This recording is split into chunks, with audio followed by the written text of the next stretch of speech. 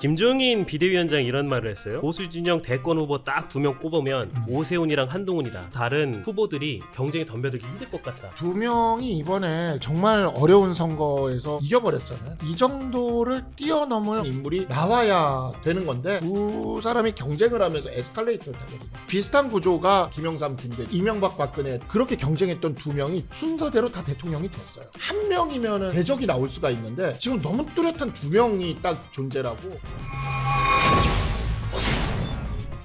두 번째 종목 넘어가 보겠습니다. 거리두기. 자, 이 거리두기가 뭐냐? 우리 첫 번째 주제에서 얘기했던 한동훈 의원, 오세훈 시장과 장동혁 대표와의 거리두기를 말하는 겁니다. 아까 말했던 이 한동훈 의원, 이 장동혁 대표에 대한 발언이 없는 게 전략적인 거예요, 뭐예요? 사실 뭐 원내대표 경선 끝났으니까요. 네. 우리가 이번에 원내대표 경선은 꽤 전략적으로 치른 편입니다. 그러니까 7표 차이까지 간 거고요. 네. 친한계 패널부터 시작해서 뭐 복당 이야기나 이런 부분에 있어서 로우키로 계속해서 갔던 거고, 네. 한동훈 의원도 그렇게 갔던 거고. 왜 그러냐면 이제 그 친한계라는 타이틀을 가진 사람으로만 당을 바꿀 수는 없는 거잖아요. 네. 그러니까 이제 외연을 넓혀 나가야 되고, 그러기 위해선 허들이 좀 낮아져야 되고, 그러기 위해서는 그동안 보수에서 가장 개혁의 목소리를 너무나 높여왔던 친한계가 조금은 이제 그 톤을 다운할 필요는 좀 있었죠. 그리고 그 와중에 이제 오세훈 시장이 상당히 그 발언을 좀 강하게 하고 나왔어요. 네. 예, 뭐 예를 들어서 제일 인상적이었던 건 저희가 그 유튜브 보면서 네. 그 유튜브 정당이 될지, 그 인터뷰할 때 유튜브 정당이 될지 거친 중도의 바다로 나아갈지 그걸 결정해야 된다. 그게 지금 사실상 이번 원내대표 선거다. 네. 그 사실상 거의 김도읍 지지 선언이었습니다. 네. 그죠? 예, 그래서 오세훈 시장이 그렇게 또 강하게 나가주고, 약간 그런 점에 있어서 아예 이야기가 없었던 것은 아니다. 그리고 우리가 또 주목해야 되는 인물이 네. 유이동 의원이에요. 네. 이 유이동 의원은 저는 친한계라고 생각합니다. 우리랑 네. 계속해서 활동을 같이 해왔고요. 네. 하지만 유이동 의원은 유승민 전 의원과도 친하고요. 네. 오세훈 시장과도 친분이 있고요. 그리고 무엇보다 수도권 4선입니다. 네. 그래서 이 개혁 보수를 또 엮어내는 역할을 또 할 거예요. 네. 그리고 4선 의원이기 때문에 사실 그 이상의 역할도 기대할 수 있죠. 이게 오늘 조선일보 인터뷰에서도 한동훈 의원이 오세훈 후보와의 연대 질문에 뭐 저에게 비판적인 사람들까지도 연대할 거다 이렇게 얘기를 했단 말이에요. 지금 박변 얘기처럼 한동훈 의원 입장에서는 어쨌든 당권 경쟁해야 되고 복당해가지고 보수를 재건해야 된단 말이에요. 네. 그러면 굳이 지금 막 친윤을 들쑤실 필요 없다. 이게 좋은 전략이라고 좀 보세요. 어쨌든은 그럴 수밖에 없어요. 그럴 수밖에 없어요. 왜냐하면 지금 이 상황에서 예를 들어서 오자마자 네. 우리 국민의힘에 있는 친윤들 다 몰아내겠다, 네. 쫓아내겠다, 네. 뭐 이런 식으로 강성 목소리를 내면 한동훈 후보에 대한 보수에서의 가장 리스크는 당에 자꾸 싸움을 만든다. 네. 그러니까 정치 고관여층이 아닌 그냥 라이트한 관심만 가지고 있는 분들이나 막연하게 이제 관성적으로 보수를 지지했던 분들은 깊게 모든 사안을 들어보지 않기 때문에 그냥 싸움이 나는 모양새를 싫어해요. 네. 국민의힘이 뭔가 막 자기들끼리 들쑤시고 지금 뭐 정권 교체를 해야 되는데 적 앞에서 지금 분열을 시키고 어쩌고 이런 걸 딱 싫어해요. 근데 그 프레임 안에 그대로 들어갈 수가 있거든요. 네. 그러니까 오히려 이제 국회의원이 됐으면 이제는 마이너스가 아니라 플러스라는 모습 계속 자기 세력으로 포섭을 하고 적이었던 사람조차 네. 심지어 이제 이재명 대통령이 지금 하고 계신 게 그런 거잖아요. 상대 진영이고 적이었던 사람조차 영입을 하고 손 들어주고 이러면 저 사람 정말 무서운 사람이다. 용광로처럼 모든 걸 다 녹여버리는구나. 네. 그게 오히려 자기의 힘을 키우는 길이지 네. 선명하게 나는 개혁 보수니까 구태는 다 그냥 나가. 나가. 그거는 야우. 이제 정청래스러운 정치예요. 미안합니다. 확실한 선명한 친명이시네. 그거 위력을 발휘할 때가 있어요. 선명성 정치가. 근데 그게 될 때가 있고 안 될 때가 있는데 네. 지금 한동훈 후보는 그렇게 갈 수가 없죠. 전략을 잘 세운 것 같아요. 예, 그리고 저는 다시 한번 느끼는데 어떤 분들이 또 댓글에서 영입하시려고 하시죠? 아니 그건 아니고 댓글에서 저를 칭하기를 네. 친한 정도가 아니라 저보고 극한이라 그러더라고요. 극한이다. 예. 극한이다. 근데 지금 보니까 강소영 변호사는 극명의 길을 가시네. 극명이다. 아니야, 상식을 얘기하는 거예요. 아니 근데 이제 그 한동훈 의원의 지지자분들께서 이렇게 기대하시는 것도 있을 거예요. 야, 우리 한동훈 의원 언제 당권 딱 접수해가지고 보수를 딱 재건하는 그림을 그리고 계시잖아요. 네. 그 전면전의 디데이는 언제쯤이라고 예상할 수 있어요? 글쎄요, 이거는 사실 그 우리 당의 중도 그러니까 개혁 네. 세력이 과반을 넘어서게 되는 순간, 네. 의원들 중에서 우리가 60명이 되는 순간, 그때는 너무나 당연한 일이 돼버릴 것 같아요. 그래서 근데 그 순간이 지금 점점 다가오고 있고, 네. 우리는 뭐 어찌하던 지금 과거에 어찌하던 지금 이제 그 개혁에 대한 네. 어떤 그러한 의지에 공감하는 분들이면 모두 함께 크게 열고 함께 가겠다라는 그런 뜻이 있기 때문에 그냥 그 시간까지 좀 기다리면 되지 않을까. 근데 그렇게 멀 것 같지는 않습니다. 멀 것 같지는 않다. 멀 것 같지는 않고, 근데 이제 다만 한 가지 변수는요. 네. 장동혁 대표가 내년 7월까지 안 물러나는 거예요. 그 장동혁 대표는 제가 지금까지 쭉 살펴보니까 스스로는 절대 안 내려올 안 거예요. 물러날 것 같은데? 절대 안 물러날 것 같은데요, 지금? 절대 안 물러납니다. 왜냐면 그분은 지금 대표 자리를 잃고 나면 아무데도 갈 데가 없어요. 선거 책임론도 져야 되고요. 네. 무엇보다 보령서천을 지키기가 힘듭니다. 네. 김태흠 지사가 돌아올 거거든요. 그렇죠. 흠어게인 하시고. 그렇죠. 그럼 김태흠 지사랑 경선에서 과연 보령서천을 지킬 수 있을까? 아무리 당대표를 했어도 김태흠 지사가 사실 갖고 있는- 정통은 아니잖아요. 그렇죠. 그렇죠, 거기서. 그러니까 그래서 김태흠 지사가 그 지역구 찾으러 돌아오면 쉽지 않습니다. 그러니까 지금 당 대표라도 계속 쥐고 있어야 되거든요. 근데 그래서 장동혁 대표는 물러나지 않을 거고 끝까지 저러고 있을 겁니다. 네. 그러면 이제 최고위원 4명이 사퇴를 해야 돼요. 네. 근데 야양자 최고위원이 이미 사퇴를 했어요. 네. 그럼 3명이 남아요. 네. 저는 근데 여기서 키를 누구로 보냐면 신동욱 의원은 전체 어떻게 친윤 세력들의 움직임에 따라 움직일 것 같아요. 우재준 의원도 뭐 당의 개혁을 위해서 사퇴를 한다면은 할 수도 있을 것 같아요. 한 명이 딱 남는데 김민수 최고위원은 사퇴를 안 할 거예요. 그럼 김재원 최고위원인데 이분이 사퇴를 하면 저랑 같은 평당원이 됩니다. 국회의원도 아니에요. 그래서 그거를 내려놓느냐 안 내려놓느냐. 그 이분이 킨 것 같아요. 김재원 최고위원. 다음 총선 때 공천만 주면 내려놔요. 그분은 심플해. 예. 결정하면 그럼요. 심플해요, 그분. 근데 그 내려놓고 나서 다음 총선까지 기간이 또 있기 때문에 네. 그때 자기가 내려놓고 나면 레버리지가 없어지니까 김재원 최고위원 입장에서는 네. 끊임없이 그 리스크를 감당하기가 또 그럴 거고 끊임없이 생각하면서 내년 7월까지 갈 수도 있어요. 우리 저기 영상 하나 보고 올까요? 한동훈 의원의 그 지금 의원 활동을 좀 보여줄 수 있는 영상이 하나 있는데 일단 영상 한번 보도록 하겠습니다. 아저씨 됐어. 아저씨 붙었어. 저 기억나요? 너 봤잖아. 네. 그래, 아저씨 붙었어. 좋아. 몰랐지 너, 아저씨 된 거. 저 알아요. 그래? 감사합니다. 고마워. 그때 우리 여기서 봤던가? 어디서 봤지? 저기 지안 한가요? 맞아.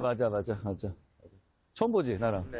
영상을 보시면 요즘에 이제 한 의원이 이제 당권파의 전면전을 조금 로우키로 가면서도 지역구 다지기는 아주 열심히 해요. 이유가 있나요 지금? 아니요, 그러니까 사실상 한동훈 의원을 살려준 지역구지 않습니까? 네. 너무너무 소중해요. 네.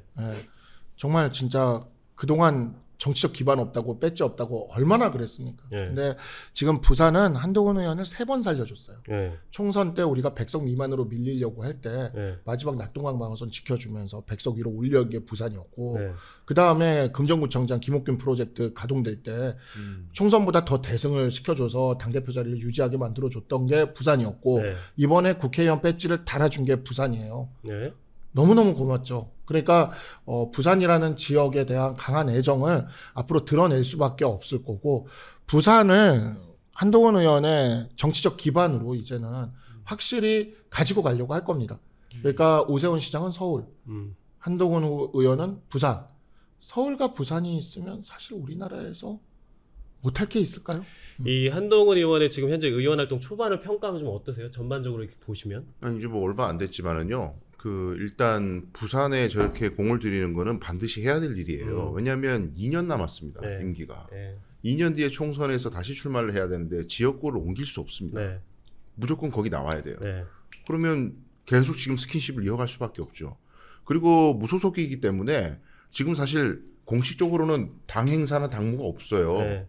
근데 부산에 안 온다? 여의도에서 계속 계신다? 그럼 어떻게 되겠습니까? 민심이 좀 그럼요. 안 좋게 볼 수도 당연히 있겠고. 부산에 계속 계시면서 메시지만 내는 거예요. 네. 중앙 정치에 대해서 멀찍이서 약간 네. 홍준표 느낌으로 네. 그렇게 딱딱 정확하게 소구할 수 있는 메시지를 내면서 당분간은 지역 활동을 하시는 게 좋을 것 같습니다. 정치 잘하고 있는다고 보세요 좀. 그럴 수밖에 없어요. 다른 수가 없어요 지금은.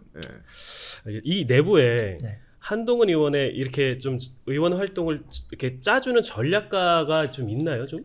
근데 내부에? 한동훈 의원은 되게 그 예전부터 당대표 때부터 그렇고 그랬지만 친한계 정치인들은 굉장히 수평적 관계예요.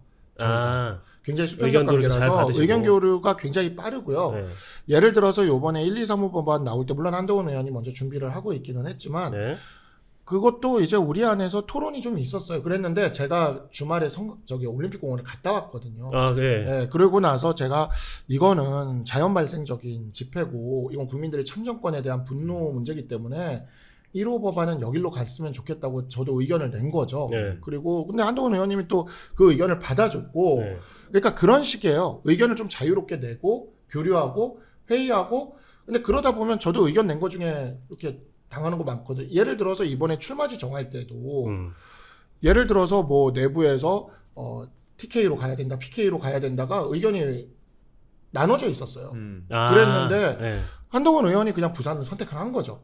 예. 근데 그런 것들이 그럼 좀 자유롭게 좀 그런 의견들이 주고받는 그런 상황인 거고 많은 분들이 유이동 의원이 친한이 맞아요라고 얘기하는데 그 의견 교류에 유이동 의원도 함께합니다. 그래요? 예, 예. 지금도? 그냥 오래전부터 함께했어요. 그랬군요. 예. 그러니까 친한이에요. 그래가지고 좀 우스갯소리인데 당권파에서요. 이번 선거에서 장동혁의 공이 없지 않다. 네. 장동혁 욕하지 마라. 네. 그거 중에 하나가 평택을의 유이동 의원 당선을 자꾸 얘기하는데 네. 그 논거가 뭐냐면은요. 네. 유이동 의원은 원래 우리 사람이 아니에요. 저거 공천 난리를 했어. 그런데 장동혁 대표 결단을 내린 거예요. 자기 사람이 아닌데도 공천을 한 거예요. 그거를 인정해줘야 돼요. 저는 그거 봤어요. 똑같다. 이 얘기예요. 같은 패널 분들의 표정이 야, 그때 네. 저 지금 바로 옆에 보고 있는 것 같았어. 아니 생방송 제가 옆에 있었는데 그때는 제가 어안이 봉봉했거든요. 근데 듣고 보니 뭐 그럴듯해. 말씀하시니까 종합해 보면 네. 유이동 의원은 장동혁 대표 사람이 아니었어요. 네. 그리고 장동혁 대표를 그 감싸고 있는 주변 그 유튜버나 이런 사람들은 무조건 하여간 장동혁 장동혁 비토 세력, 비판 세력 이런 것들은 다 공천 빼야 돼. 오세훈도 공천하지 말라 그랬다는 거예요. 근데 장동혁 대표가 그걸 갖다 말을 안 듣고 오세훈을 공천 주는 결단을 내렸기 때문에 서울시장을 가지고 있었다 뭐 그런 논리입니다. 참네. 우리 죄송합니다. 네. 그 한의원의 의정 활동이 좀 빛을 발하려면 어쨌든 원하는 상임위에 들어가야 되잖아요. 네. 지금 뭐 법사위를 원하는 것 같은데 아니요. 기재위, 정무위 그리고 하나 더 있는데 법사위는 아니었어요. 어. 그렇게 지금 희망하는 거 3개를 써낼 수 있는데 자 얘기해보세요. 다시 아셨어요? 기재위, 기재위, 정무위. 정무위 하나가 어디였더라? 근데 하여튼 국방위? 그게 농해수위? 아니 국방이 아니에요. 농해수위도 대통위? 아니고 근데 그게 이제 공약 실현을 위해서 네. 그 위원회에 좀 갔으면 좋겠다라고 이야기를 한 거죠. 그러니까 지역을 최선으로 좀 생각을 하는 그러한 근데 무소속의 희망사항. 상임위는 국회의장이, 예. 의장의 몫이잖아요. 그렇죠, 그렇죠. 네. 어떻게 그 의장이 어떤 결과를 좀 내릴까요? 근데 저는 원래는 법사위를 예상했었어요. 저희 다 그렇게 예상했었던 것 같은데. 근데 법사위는 이제 굉장히 체급을 올려주는 것이고 네. 언론의 주목도도 가장 높은 게 법사위라서 그렇게 하면 여야가 한 몸이 돼가지고 그걸 막으리라고 전 봤는데 네. 국민의힘과 민주당 모두 다 원치 않는 결과라 그렇게 봤는데 법사위 외에 다른 걸 지망하셨다면은 글쎄요. 의장이 뭐 그렇게 고심 없이 일지망을 해드리지 않을까? 뭐 그런 생각이 드네요. 기재위, 정무위, 산자위. 산자위예요. 산자위. 산자위. 예. 그러니까 이제 북구갑 지역을 이렇게 좀 발전시켜 나가기 위해서 네. 그러한 측면에서 산자위도 좀 생각을 하시는 것 같아요. 그래서 기재위 정무위는 또 북구갑 지역의 어떤 발전을 위해서는 또 예산과 관련된 그러한 측면들도 있고 이런 것들이 있으니까 무소속 의원이 초선이 보통 국방위나 외통위 가지 않나요? 그렇죠. 그리고 어제 한동훈 의원이 페이스북에 국방 관련 그 국회 토론회 포스터를 올렸더라고요. 네. 그래서 국방위 하시나. 근데 저는 한동훈 의원이 국방위 가도 굉장히 역할을 잘할 거라고 생각을 하는 게 원래 초선 의원이 국방위를 많이 보내요. 국방위, 정무위 이런 데를 많이 보내요. 네. 그리고 뭐 법사위도 초선 의원이 좀 갑니다. 네. 왜 그러냐면 거기가 이제 그 지역구를 챙기기는 조금 어렵고 네. 그 다음에 법사위 같은 경우에 초선은 이제 조금 이렇게 눌리는 게 있으니까 약간 같이 따라다니면서 이렇게 수를 채워주는 그런 게 있고 정무위는 금융 관련이거든요. 그렇죠. 근데 이제 지역구를 챙기기는 조금 어렵고 이게 중심적인 그런 내용들을 하는 거고 국방위는 또 국방위도 많이 가는 편인데 근데 저는 국방위 가도 크게 문제가 없이 잘하실 거라고 생각하는 게 지금 전시작전권 환수 이 문제가 이재명 정부 후반기에 네. 굉장히 뜨거운 감자로 떠오를 겁니다. 이 국가 안보와 관련돼서. 근데 한동훈 의원은 이미 그 핵추진 잠수함 때부터 시작해서 네. 그리고 또 군필자잖아요. 네. 군필자로서 그 공군 대위 출신의 군필자로서 이런 문제에 있어서 확실히 그 식견이나 문제 의식을 갖고 있기 때문에 그냥 한동훈 의원이 가면 또 거기에는 거기대로 그 이슈가 따라붙을 거예요. 전시작전권 환수가 일단 굉장히 크게 이재명 정권 후반기에 중요한 이슈로 떠오를 거라서 저는 나쁘지 않을 것 같아요. 그러니까 한동훈 의원이 대선 주자로 진짜 발돋움을 하기 위해서는 네. 지금까지 했었던 행보에서 플러스 알파가 필요한데 그건 결국 외교, 안보, 네. 경제 네. 이 세 가지 축에 대한 전문성을 굉장히 높여야 돼요. 지금까지는 검사 출신 이미지가 강하고 법무부 장관을 했기 때문에 현역 의원으로서 활동도 못했기 때문에 이 부분에 대한 퀘스천 마크가 있어요. 네.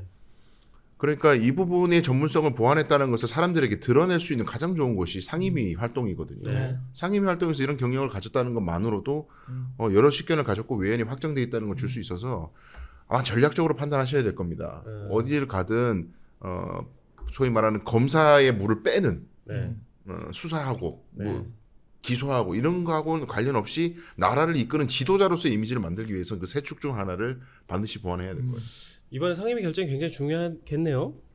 자, 알겠습니다. 그 저기 또 다른 야권의 대권 후보로 거론되고 있죠. 오세훈 시장 얘기를 좀 해볼게요. 장 대표가 서울시장도 대선 가자 막 이렇게 얘기를 하고 있단 말이에요. 자, 어떻게 보세요? 오세훈 시장이 나오면 또 이길까? 어디를 서울시장이 나오면 다시 나온다고요? 다시 재선거가 다시 해서 치러진다면 그래도 이길 거라고 봅니다. 그래도 이긴다. 왜냐하면 지금 민주당 지지하시는 분들이 실망감이 너무나 커요. 아직. 네, 너무나 크고 물론 재선거를 했을 때 방심하고 투표하지 않았던 분들이 나온다 이런 논리도 있습니다. 네. 당연히 뭐 정원호 되겠지.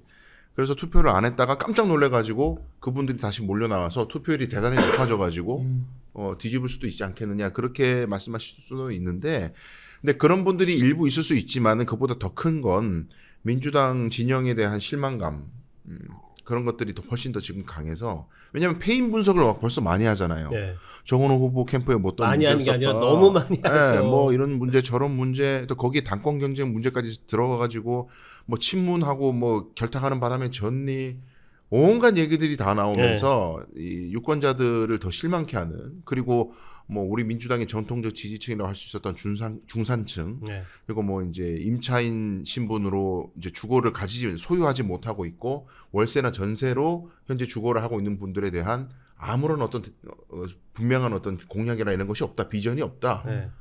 그냥 뭐 어설프게 약간 오세훈 비슷하게 따라가려고 하는 그런 느낌의 기존 지지층을 놓치는 그런 것들에 대한 뼈아픈 지적들이 지금 막 연타로 계속 나오고 있는데 네. 재선거를 한다? 저는 승산 거의 없다고 봐요. 아니 재선거는 가능합니까? 어쨌든 법조인이시니까. 불가능하죠. 이게 그 네. 재선거를 하려면 선거 소청을 한 다음에 선관위가 직접 받아주거나 네. 아니면 낙선자가 당선 무효 소송을 그러니까 선거 무효 소송을 해야 되는데 네. 낙선자 중에 정원호 후보는 지금 승복해서 안 한다고 했고 그러면 이제 뭐 김정철 후보나 이런 사람들이 해야 되는 건데 뭐 할 것 같지는 않아요. 제가 그래서 천하람 원내대표가 뭐 문제되는 지역 중심으로 개혁신당은 재선거 그렇게 얘기하고 있죠. 그렇게 얘기를 했는데 제가 그거 질문 나오길래 그랬어요. 그럼 김정철 후보가 선거 무효 소송 하게끔 하고 그런 다음에 얘기해라. 그런 거 아니면 무슨 진정성이 있냐 이게.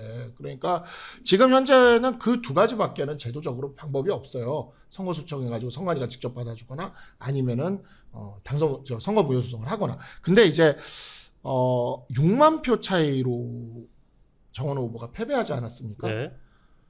이게 재선거가 필요 없다라는 그 명분 중에 하나가 지금 문제가 되는 표보다 너무 많이 차이가 나버려요. 그렇죠. 그래서 이걸 진짜 만약에 재선거하면 저는 표 차이 더 벌어질 것 같아요. 제가 단언컨대 지금 이 문제는 많이 지적이 된 건데요. 법제상 지금 불가능하다. 네. 그리고 뭐 예를 들어서 내일 아침에 이재명 대통령이 긴급 담화 발표, 전면 재선거를 실시하도록 하겠습니다. 그래도 안 돼요. 대통령에게 우리는 그런 권한을 준 적이 없어요. 우리 네. 헌법이. 네. 만약에 그걸 가능하다고 열어버리면 선거 결과가 여당에게 불리하게 나왔을 때 대통령이 여러 하자들을 갖다가 트집 잡아가지고 내가 재선거 실시하도록 결단 내렸어 해야 돼. 이건 독재 국가입니다. 네. 선거 결과를 대통령이 뒤집고 재선거를 마음대로 하게 해준다. 어떤 하자가 있든. 네. 그래서 그게 안 되게 법원의 판결을 거쳐야만 할 수 있도록 보호하고 있는 거예요. 권력자가 재선거를 마음대로 못하게 하기 위해서. 네. 그래서 이걸 국민들이 요구한다고 해서 뭐 대통령이 결단할 수 있는 것도 아니고 여야가 합의할 수도 있는 것도 아니고 그런데 제가 이것 때문에 장동혁 대표를 엄청 비판했었거든요. 네. 판사 출신이 이걸 모르냐. 모를 리가 없어요. 네. 아는데도 자꾸 거기 극우들한테 기대기 위해서 전면 재선거하자 이런 얘기하는 거 무책임하다고 사회 갈등을 부추긴다 이런 얘기를 막 했더니 장동혁 대표가 그럼 법 만들자는 거예요. 법을 만들자. 특별법을 만들제. 그렇게 특별법 주장했죠. 만들어가지고 재선거를 전면할 수 있도록 하재요. 네. 선거가 이미 끝났는데 선거 끝난 뒤에 법을 만들어가지고 그 선거를 전면적으로 다시 하게끔 하는 권한도 없습니다. 국회에게. 그런 걸 허용하면 어떻게 되겠어요. 네. 아니 선거가 되기 전에 뭔가 법을 만들어서 하는 게 아니라 끝난 선거를 네. 법을 만들어가지고 이걸 재선거 하도록 하자고 해버리면 국회의 다수석을 가지고 있는 정당이 선거 결과가 마음에 안 든다고 해서 법 만들어가지고 재선거하고 이건 위헌이에요. 네. 안 돼요. 하자가 있는 건 맞습니다만 그런데 그 하자를 그 선거의 등락을 바꿀 정도의 하자가 아닌 이상 못 뒤집는 게 재선거를 못하는 게 정상적으로 투표한 사람들의 그 민주주의 총의를 네. 없애버릴 수 없잖아요. 그렇죠. 오염시킬 수 없어요. 그 총의를. 네. 물론 창정권이 침해된 건 정말 중대한 문제지만 전체 선거를 무효화시켜서 전체 표를 갖다가 여론조사도 지금 공표 못하게 하는데 네. 선거 앞두고 네. 여론조사보다 1000배 만배 더 중요한 선거 결과를 안 상태에서 다시 투표를 한다? 이거는 안 되죠. 이 네. 박변님 그 올림픽공원 갔다 오셨다고 네, 했잖아요. 네, 언제 맞아요. 가셨어요? 평일에 주말에 가셨어요? 지난 주말에 갔어요. 그 지금은 부정선거 지금 분위기가 좀 바뀐 것 같죠. 지금은 어때요? 네. 지금은 어때요? 지금 저는 지금은 안 가봤기 때문에 근데 이제 보면은 제가 갔을 때도 네. 그런 뭐 부정선거 외치는 분들이나 기도하시는 분들이나 네. 다 있긴 했어요. 네. 그렇지만 이렇게 제가 그래서 한번 꼭 가보라고 이야기를 하는 게 저도 이렇게 가면서 느낀 게 전반적으로 전체적인 분위기가 거기서는 이제 잡히잖아요. 직접 가 있으면. 네. 그러니까 이렇게 공간이 있으니까 대부분은 정말 그냥 나오신 분들이에요. 그냥 나오신 분들. 그냥 나오신다는 게 뭐야? 그러니까 부정선거와는 예, 그냥 별개로 진짜 참정권이 분노해서 참정권이 침해됐고 박탈된 거에 대해서 분노해서 제가 보면은 진짜 선관위가 해도 너무했기 때문에 그 선관위가 해도 너무한 것에 대한 그 임계치를 돌파해버린 겁니다. 국민적인 분노에. 사실 이 문제는 소쿠리 투표 때 잡았어야 돼요. 네.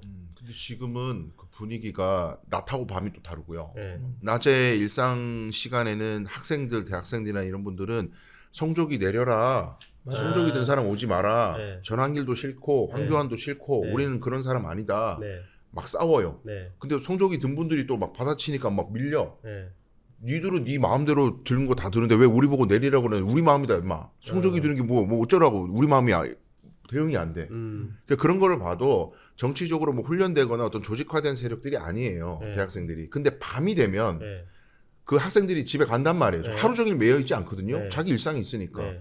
근데 그분들이 가고 나면은 밤에는 압도적으로 조직화된 황교안이나 전한길이나 이쪽 분들이 많이 계세요. 근데 이게 메시지가 제가 우려하는 거는 거의 뭐 정권 퇴진 운동으로 가고 있거든요. 네. 여기 밤에는. 네. 근데 학생들의 이 분노를 민주당이든 이 뭐 청와대든 들으려고 엄청 노력한단 말이죠. 지금 총리가 담화도 하고 네. 이야기도 하고 뭐 하잖아요. 근데 여기에 대해서 혹시 이 학생들을 다 부정선거론으로 매도해버리고 네. 너네들 하는 거 다 틀렸어. 재선거 안 되는데 뭐 재선거 자꾸 얘기하고 있어. 이 무식한 것들. 이런 식으로 만약에 간다. 네. 조금이라도 탄압하는 목소리로 가버리면 이들의 목소리가 부정선거론으로 옮겨질 수 있어요. 아니 그래서 민주당 그게 의원들은 걱정돼요. 왜 올공에 안 가냐는 거예요. 제가 가라고 몇 번 얘기하고 있어요 지금. 네. 가라. 네. 여기 부정선거론 얘기하는 사람만 있는 게 아니라고. 맞아요. 네. 이준석 봐요. 제가 이준석 의원을 되게 비판을 많이 해왔지만 네. 이번에 가가지고 막 정면 돌파했잖아요 사실. 욕도 먹어가고 막 네. 설득도 하고 하잖아요. 네. 왜 민주당에 한 명이 없습니까? 아. 젊은 정치인 중에는 정말 가셔야 되고 진보 진영에서는 그게 좀 아쉬운 포인트인 것 정청래 같아요. 대표도 가봐야 돼요. 그러니까 이게 정말 무정형이에요. 그래서 진짜 약간 중구난방으로 느껴질 수도 있고 네. 약간 분위기가 좀 그런데 정치인들이면은 한 번쯤은 현장을 네. 꼭 가야 된다. 그래도 제가 아직은 얼굴이 그렇게 알려지질 않아서 저는 아무도 안 알아보길래 그냥 구석구석 속속들이 다 보고 왔어요. 네, 근데 정말 다 보니까 느낌이 야 진짜 이건 그냥 자연 발생이네. 그냥 분노. 예. 그러니까 우리 이재명 대통령도 이 사태를 주시를 하다가 이거는 기존에 있던 부정선거와는 다르다는 걸 확실히 체감한 것 같아요. 그렇죠. 그래서 그 기자 간담회 때도 이 문제의식 가진 청년들 존경한다 그랬잖아요. 네. 말씀하셨잖아요. 그 전에 제가 전날 방송할 때에도 그런 기조로 방송했다 욕을 무지하게 먹었는데 저는 아니, 청년들이 다 부정선거는 아니고 이 정치에 관심 가져주는 것만 너무 감사하냐. 네. 대학생들 우리의 미래니까. 예, 정치에 관심 없이 그냥 자기 먹고 사는 문제에 매몰돼서 그렇게 가는 것보다 이렇게 이벤트에 대해 정치적 이벤트에 대해서 분노의 목소리도 낼 줄 알고 시국 선언도 할 줄 알고 얼마나 기특하냐. 이들을 흡수를 해서 앞으로 이 문제 어떻게 해결할지를 갖다가 어른들이 알아서 할 게가 아니라 이들을 참여시켜 가지고 이들 목소리를 제도에다가 반영하는 공식적인 기구 만들어야 된다. 제가 그렇게 주장했는데 우리 진영 안에서는 욕 많이 먹었어요. 제가. 그거 전부 부정선거를 하고 정신 나간 것들인데 무슨 걔네들을 띄워주냐.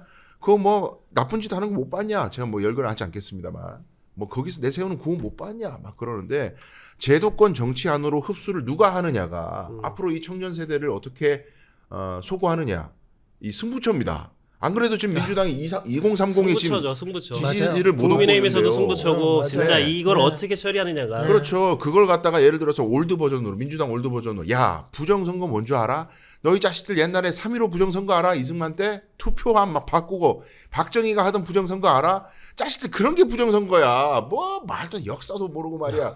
그런 부정선거 하던 놈들한테 기대 있는 게 국민의힘이야. 어디를 지지하는 거야 지금 이런 식으로 선민의식과 어떤 그 뭐라 그럴까 운동권적 사고로 접근한다. 자녀들 설득 안 됩니다. 해보세요. 설득이 되는가? 안 되잖아요. 그렇게 접근하지 마시고 좀 들어달라 이야기를. 이 재선거 이슈는 어쨌든 우리 주요 거물급 정치인 중에는 오세훈 시장이 좀 연결돼 있는 것 같긴 한데 김종인 비대위원장이 이런 말을 했어요. 보수 진영 대권 후보 딱 2명 꼽으면 오세훈이랑 한동훈이다. 네. 대선 때까지 더 이상 더 다른 후보들이 경쟁에 덤벼들기 힘들 것 같다. 이렇게 얘기를 했단 말이에요. 너무 먼 얘기는 하지만 보수 진영 내에서 더 이상 추가 인물이 나오지 않을까요? 좀 어떻게 보세요? 먼 네. 얘기긴 하지만. 두 명이 이번에 정말 어려운 선거에서 이겨버렸잖아요. 네. 예, 이 정도를 뛰어넘을 어떤 임팩트 있는 어떤 임팩트 이벤트. 있는 네. 어떤 그런 성과를 내는 인물이 나와야 되는 건데 네. 두 사람이 또 존재하는 이상은 또 두 사람이 경쟁을 하면서 에스컬레이터를 타거든요. 네. 이 비슷한 구조가 과거에 보면 뭐 야권 쪽에서는 지금은 이제 보수 대통령이 됐지만 김영삼, 김대중이 이렇게 서로 경쟁하면서 성장했고 또 우리 여권에서는 당시 이명박, 박근혜 두 대통령이 서로 경쟁하면서 했고 근데 중요한 건 그렇게 경쟁했던 두 명이 순서대로 다 대통령이 됐어요. 그렇죠. 예, 그래서 이게 한 명이면은 사실 또 위기가 올 수가 있고 대적이 나올 수가 있는데 지금 너무 뚜렷한 두 명이 딱 존재라고 이 선택지가 두 개다 보니까 이게 또 괜찮거든요. 그러니까 당내 대권 후보는 많으면 많을수록 좋다는 얘기가 여기서 이제 국민의힘의 그렇죠. 현재 상황을 보면 좀 알 수 있을 것 같아요. 네, 그럼요. 민주당 내에서도 참 이번에 지방선거에 대해 뼈아픈 그런 어떤 패배 요인이나 이런 것들이 이제 나오는 것 같기도 하고. 네. 자, 두 번째 이제 주제 업앤다운 한번 들어보겠습니다. 이번에 조금 민감할 수도 있는데, 자, 오세훈이냐 한동훈이냐 그 두 분을 찍어주시면 돼요. 야, 이제 2030년 대선에 갔을 때 너무 야, 먼 얘기긴 하지만, 어렵다. 너무 먼 얘기긴 하지만, 자, 일단 강변부터 선택은? 이거 무지하게 어려운데. 네. 저는 그래도 오세훈이 유력할 것 같습니다. 오세훈이 유력하다. 네, 현재로서는 간단한 이유를 말씀해 주시면. 당내 지분과 세력화를 더 잘해낼 수 있을 가능성이 있습니다. 왜냐하면 기존의 멤버들이 많아서. 외연 확장이 더 가능하다는 네, 거죠. 네. 기존에 가지고 있던 세력과 저변이 그리고 오래됐잖아요. 네. 정치를 하는지. 그게 아마 자양분이 더 크기 때문에 아직까지는 오세훈이 우위에 있다고 봅니다. 안 들어봐도 될 것 같아요. 네, 전 이유만 얘기를 할게요. 네, 네. 그 아까 김영삼, 김대중 이야기를 했는데 네. 약간 기질적으로 놓고 보면은 실제로 그래서 부산에서 이번에 당선된 것도 있지만 한동훈 의원은 약간 김영삼의 기질에 비슷해요. 승부사, 네. 그 다음에 이제 그냥 아싸라게 밀고 나가기, 뭐 확 뒤집어 버리기 이런 것들이 있고 김대중 대통령은 상대적으로 조금 온화하다면 온화하고 네. 신중하다면 신중하죠. 네. 근데 김영삼, 김대중이 당시 양김으로서 우리 정치계를 저기를 했지만 대통령 김영삼 대통령이 먼저 됐어요. 지금 우리 야권의 위기 상황, 네. 이러한 상황을 돌파할 수 있는 힘, 음. 그 다음에 확 밀고 나가는 어떤 리더십, 이거는 한동훈 의원이 오세훈 시장을 앞서기 때문에 제 느낌에는 한동훈 의원이 먼저 하고 그 다음에 오세훈 시장이 하지 않을까. 위기 상황에서는 그렇죠. 한번 닦아놓고 나면 그 다음에 이제 오세훈 시장이 컵백기를 꽃길을 예. 걷는. 그렇다기보다는 이제 좀 통합을 하면서 알겠습니다.